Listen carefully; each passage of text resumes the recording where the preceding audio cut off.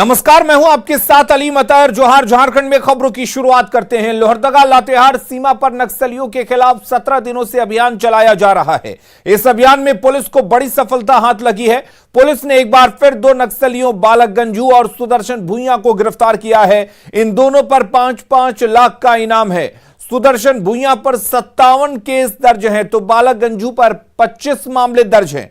दोनों की निशानदेही पर 23 हथियार के साथ भारी संख्या में नक्सली साजो सामान बरामद हुए हैं। रांची में मामले की जानकारी देते हुए आईजी अभियान ने बताया कि यह अब तक की सबसे बड़ी कार्रवाई है। उन्होंने कहा कि जब तक नक्सलवाद इस इलाके से खत्म नहीं हो जाता अभियान जारी रहेगा। वहीं सीआरपीएफ के आईजी राजीव सिंह ने भी इस अभियान को खास बताया। आपको बता दें कि इस अभियान के दौरान पुलिस ने जहां 11 नक्सलियों को गिरफ्तार किया है तो वहीं एक नक्सली दिनेश नागेसिया को ढेर कर दिया है। सुरक्षा बलों ने अब तक 28 हथियार, 16 आईईडी और 2000 कारतूस भी बरामद किया है।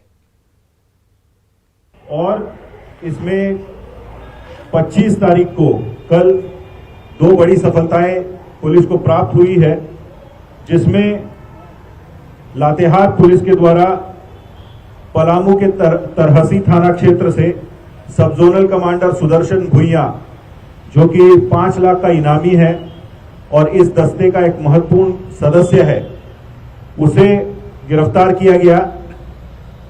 उस पर विभिन्न थानों में 57 केस कुल दर्ज है। साथ ही साथ लातेहार पुलिस के द्वारा ही बालूमाथ थाना क्षेत्र से सब जोनल कमांडर बालक गंजू, जो एक 5 लाख का इनामी उग्रवादी है, उसे भी गिरफ्तार किया गया। गुमला जिले के थाना क्षेत्र से 3 303 राइफल बरामद किया गया। उसी क्रम में कल झारखंड पुलिस, लोहरदगा जिला बल, सीआरपीएफ, कोबरा की टीम्स, जेजे की टीम्स उस जंगल क्षेत्र में जब सर्च अभियान चलाया गया तो एक भारी मात्रा में बंकर से सोफिस्टिकेटेड वेपन्स, एमिनिशंस और अन्य सामानों की बरामदगी हुई है। इस तरह का जुझारू ऑपरेशन, जो कि ऑफेंसिव पार्ट करीब 12 दिन 8 तारीख से 20 तारीख तक लगातार चलता रहा। हमारे जवान, बहादुर जवान, सीआरपीएफ के, झारखंड पुलिस के, जेजे के, सैड की टीमें, अन्य कोबरा के जवान, सीआरपीएफ जनरल बटालियन के जवान, ये सभी लोग जिस बहादुरी से इस पर टिके रहे, ये बहुत ही प्रशंसनीय है। और इस तरह की जो ऑपरेशंस आगे भी चलती रहेंगी। रांची के दिल्ली पब्लिक स्कूल के छात्र अंतरिक्ष के मौत की गुत्थी सुलझाने को लेकर सीबीआई की जांच अब तेज हो गई है। मामले में अब सीबीआई ने डीपीएस के छात्र अंतरिक्ष के मौत को सुलझाने को लेकर सीबीआई ने क्राइम सीन रिक्रिएट किया। अरगोड़ा इलाके में अंतरिक्ष की मौत साल 2016 में हुई थी। इस सिलसिले में सीबीआई की टीम अरगोड़ा पहुंची और मामले में सीन को रिक्रिएट किया और मामले की बारीकी से जांच की। इस दौरान तमाम पहलुओं की वीडियोग्राफी भी की गई। सड़क पर जांच के दौरान सीबीआई की टीम ने हर पहलू की जानकारी ली। रांची के अरगोड़ा थाना क्षेत्र में 25 जुलाई 2016 को हुई डीपीएस के छात्र अंतरिक्ष शनि ग्रह की संदिग्ध परिस्थिति में मौत के इस मामले में सीबीआई ने अंतरिक्ष के पिता सुभाशीष शनिग्रही, चाचा देवाशीष और देवाशीष की पत्नी झरना, अंतरिक्ष के दादा सुजाय को भी आरोपी बनाया है। अंतरिक्ष की मां और नाना के आरोप के बाद यह मामला सीबीआई को सुपुर्द किया गया है, क्योंकि दोनों का आरोप था कि बेटे का खर्च पिता नहीं उठाते थे और उसे संपत्ति में हिस्सा ना देना पड़े, इस वजह से उसकी हत्या करवा दी और पूरे मामले को सड़क हादसे का रूप दे दिया गया। वहीं पुलिस जांच में यह मामला हादसा माना गया था। जामताड़ा में वीरगांव नाव दुर्घटना में लापता पहला शव बरामद कर लिया गया है। मृतक की पहचान श्यामपुर निवासी महिला सलेहा खातून के रूप में हुई है। वहीं नदी से तलाशी के दौरान एक मोटरसाइकिल भी बरामद किया गया है। शव को पोस्टमार्टम के लिए एम्बुलेंस के जरिए सदर अस्पताल भेजा गया। हालांकि शव को एम्बुलेंस से सदर अस्पताल ले जाया जा रहा था तो स्थानीय लोगों ने शव देखने के लिए एम्बुलेंस पर हमला कर दिया, जिससे एम्बुलेंस का चालक घायल हो गया। वहीं पुलिस ने उग्र लोगों को शांत कराया। विधायक इरफान अंसारी एनडीआरएफ टीम के साथ लगातार रेस्क्यू ऑपरेशन की मॉनिटरिंग कर रहे हैं। आपको बता दें कि गुरुवार शाम करीब 6:30 बजे बराकर नदी में बरबेंदिया पुल के पास नाव पलटी थी। इसमें सवार 4 लोगों को बचा लिया गया था, जिसके बाद बाकी 14 लोगों की तलाशी जारी है।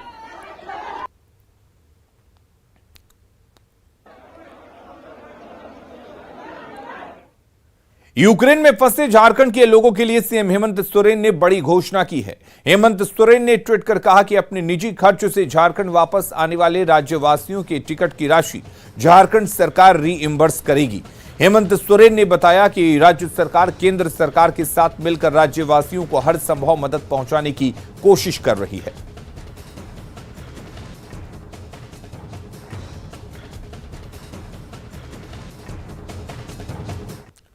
रूस और यूक्रेन के बीच युद्ध के कारण झारखंड के कई स्टूडेंट यूक्रेन में फंसे हुए हैं। इसमें देवघर की रहने वाली मेडिकल की छात्रा ब्यूटी भी शामिल है। ब्यूटी के पिता पूर्व विधायक राजकिशोर उर्फ पप्पू यादव ने अपनी बेटी की सुरक्षा के प्रति चिंता जताई। साथ ही केंद्र सरकार और भारतीय दूतावास से बेटी की सुरक्षित वापसी की गुहार लगाई है।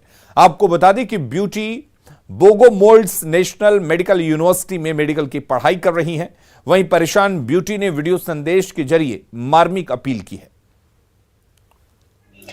I am Beauty Kumari, student of Bogomolets National Medical University. We are stuck in Kyiv, Ukraine. Things are getting worse here. Right now, we are in Bogomolets hostel. There are many students stuck in the hostel. Students are requesting to government to get out of here. We are requesting Indian embassy that please help us to come out from here. Thank you so much. हम लोग कर रहे हैं, बात हुई है तो 1-2 दिन में निकाल लिया जाएगा बच्ची को। बाकी बच्ची से उनकी बात हुई, अभी भी बात हुई है, तो वो लोग को अभी बंकर में जाने का आदेश वहाँ दिया गया है। सायरन बज रही है, बगल में भी धमाका हो रहा है। और हम तो यही गुजारिश करेंगे भारत सरकार, झारखंड सरकार से कि जितने भी बच्चे हमारे देश के हर स्टेट के हैं उनको जल्द से जल्द बुलाया जाए। घर वाले बहुत परेशान हैं। रूस के आक्रमण से यूक्रेन में हालात खराब हो चुके हैं। हमले से यूक्रेन में जैसे जैसे स्थिति बिगड़ रही है, वैसे वैसे वहां फंसे भारतीय लोगों के परिजनों में बेचैनी बढ़ रही है। रांची के बूटी मोड़ इलाके का रहने वाला तरुण भी उन्हीं लोगों में से एक है जो यूक्रेन में वर्तमान हालात के कारण फंसा हुआ है। न्यूज़ 18 से बात करते हुए तरुण ने अपनी सुरक्षा को लेकर चिंता जताई। तरुण यूक्रेन के लवीव शहर में रहकर मेडिकल की पढ़ाई कर रहा है। तरुण ने वीडियो कॉल के माध्यम से अपने परिजनों को वहां के हालात के बारे में जानकारी भी दी और सरकार से मदद की गुहार लगाई। तरुण और उसके परिजनों से बात की हमारी सहयोगी संजय सिन्हा ने।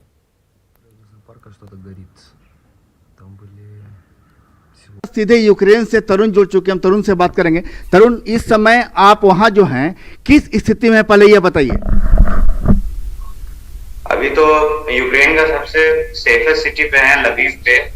अब ये भी कब तक सेफ रहेगा ये नहीं पता। आपके पास पैसे हैं तरुण? हाँ, थोड़े बहुत है जो पहले ही निकाल लिया था, लेकिन अभी तो एटीएम से सारा कैश खत्म हो चुका है। क्या आपने लौटने के लिए भारतीय दूतावास से संपर्क किया है? हाँ किया है, तो उन्होंने बोला है कि लवीव में वेट करो, इसलिए वेट कर रहे हैं। आज शायद इवैक्यूएट कर सकते हैं वो, क्योंकि एयर इंडिया शायद मेरा बेटा नवंबर 28 तारीख को दिल्ली से गया था।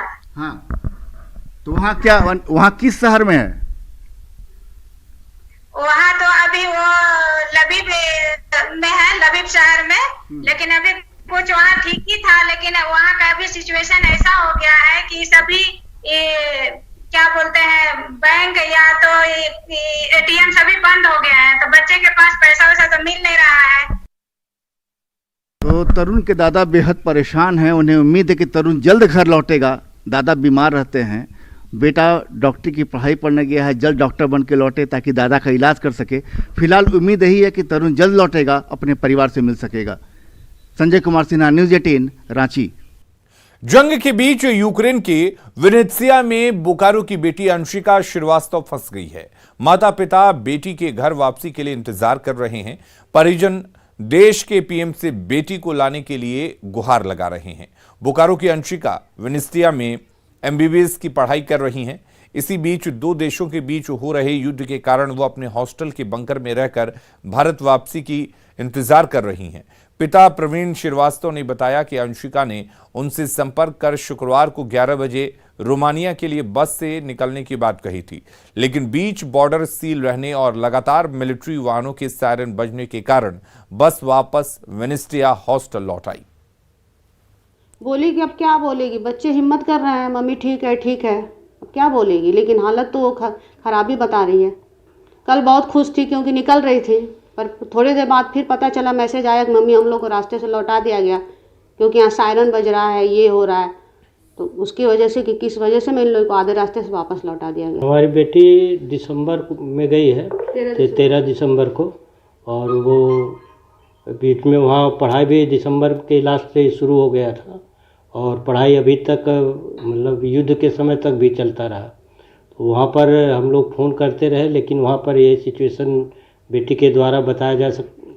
और खबरें और भी हैं, जल्द लौटते हैं। रूस और यूक्रेन के बीच चल रहे युद्ध में झारखंड के कई छात्र फंसे हुए हैं, जिनमें दुमका जिला के आदित्य और आदिल भी शामिल हैं। उनके परिजन वतन वापसी की गुहार लगा रहे हैं।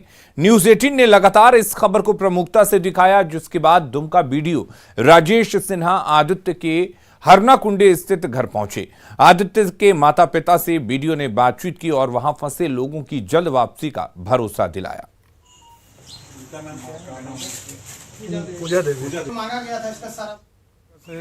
यूक्रेन में है और यूक्रेन में जो हालात है आप सभी वाकिफ़ हैं। उपायुक्त महोदय हम लोगों के बहुत ही संवेदनशील हैं और उन्होंने जिला स्तर पर दुमका वासियों के लिए कंट्रोल रूम की व्यवस्था की है और ये सूचना मिला कि आदित्य कुमार हरनाकुंडी से बिलोंग करते हैं और वहाँ फंसे हुए हैं। उसी क्रम में इनके पिता वीरेंद्र जी और माता जी श्रीमती पूजा देवी जी से बातचीत हुआ और स्वाभाविक है लोग चिंतित हैं, लेकिन ये भी आश्वस्त है कि यहाँ प्रयास किया जा रहा है सरकार के द्वारा, बहुत जल्दी सकुशल वापसी उनकी हो जाएगी। अगर किसी व्यक्ति को बेवकूफ कह दिया जाए तो उसकी प्रतिक्रिया क्या होगी ये बताने की जरूरत नहीं, लेकिन गिरिडीह में बेवकूफ शब्द आलोचना नहीं बल्कि ब्रांड बन चुका है और लोगों को ये खूब पसंद आ रहा है। वो कैसे, जानने के लिए देखिए हमारी खास रिपोर्ट।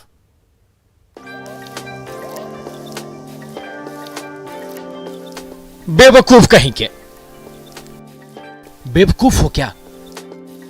तुम तो एकदम बेवकूफ हो जी, एक नंबर के बेवकूफ हो तुम। लोगों को यह शब्द अक्सर नाराज कर देते हैं, लेकिन झारखंड के गिरिडीह में यह शब्द आलोचना और नाराजगी का नहीं बल्कि स्वाद और ब्रांड का प्रतीक बन चुका है। यहां इस नाम से कई होटलों का संचालन किया जा रहा है,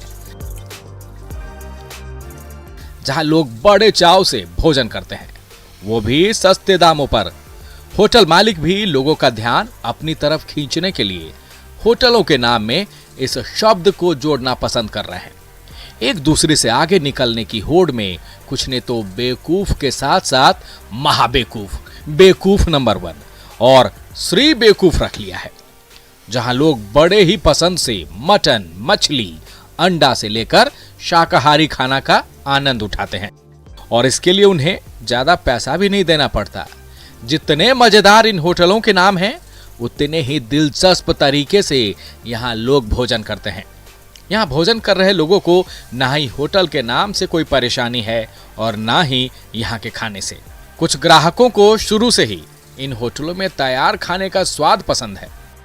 ये जब शुरू खुला था 1971 में, ये आपको डॉक्टर गली में बेचारा ही खोला था, उस समय से ही भोजन इनके यहाँ हम लोग कर रहे हैं, खा रहे हैं।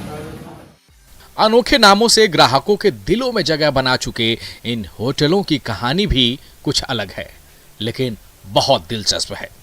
लोगों को कम दाम पर स्वादिष्ट भोजन मुहैया कराने वाले इन होटल मालिकों को जब ग्राहकों ने पैसे नहीं दिए और वहां से चल दिए, तभी से उन्होंने होटल के नाम में बेवकूफ जोड़ दिया, जिसके बाद से अन्य होटल के मालिकों ने भी ग्राहकों का ध्यान खींचने के लिए होटलों के नाम में इस शब्द को जोड़ने लगे और उन्हें इस शब्द से खासा लगाव हो गया।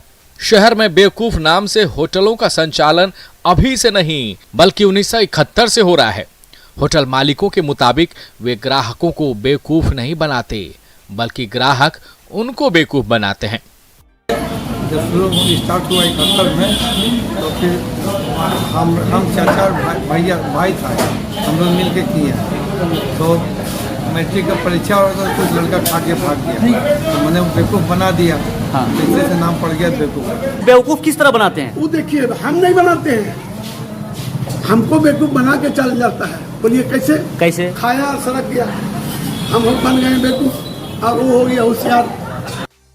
अनोखे नामों से मशहूर इन होटलों में आने वाले ग्राहक बिना किसी आपत्ति के सस्ते दामों पर भरपेट भोजन करते हैं। यहाँ बने भोजन का स्वाद हर बार उन्हें यहाँ आने और भोजन करने पर मजबूर कर देता है। न्यूज़ 18 के लिए गिरिडीह से एजाज अहमद की रिपोर्ट। धनबाद में बागमारा के जिंजी पहाड़ी पंचायत में भगवान भोलेनाथ का अनोखा मंदिर है।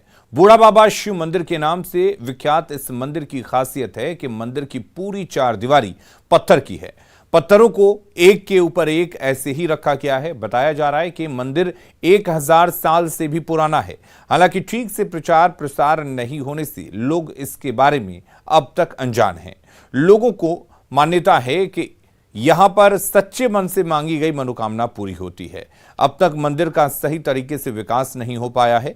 अगर इस मंदिर की खासियत को सही तरीके से लोगों के सामने रखा जाए तो ये एक धार्मिक पर्यटन स्थल के रूप में विकसित हो सकता है।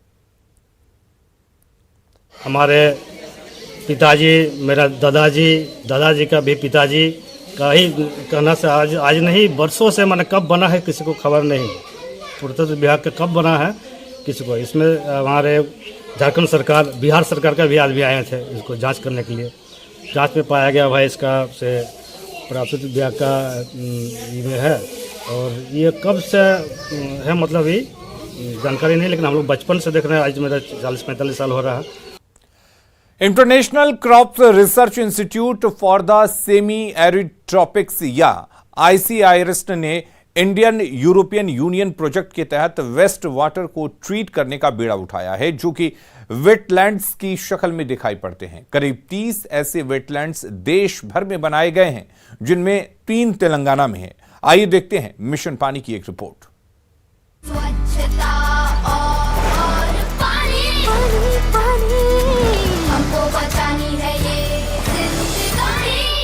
Communities are using raw wastewater for centuries for agriculture, hence often they are unaware of its perils, and without access to any kind of wastewater treatment technology, they feel helpless also. This concept of constructed wetlands is a very simple and novel idea of utilizing grey water for agricultural purpose through a series of filters which comprise of various gravel levels and plants, roots of the plants. These act as filter. The water passes through this filter and is converted through biological system for usable water in agriculture. Any dryland agriculture crop can be easily grown with this. We work on different phenotyping, advanced phenotyping system, which can help in crop production, which can adapt better to the dryland system. So the constructed wetlands are not only about the recycled water, but you need a crop which can adapt there and grow there and be more productive, so that the system itself is self-sustainable. 80% of the water supplied to a village comes out as a dilute wastewater. Hence, constructed wetland can promote its reuse. So, it is really still an area where we need to work more. Awareness generation and capacity building make communities involved and embrace the technology.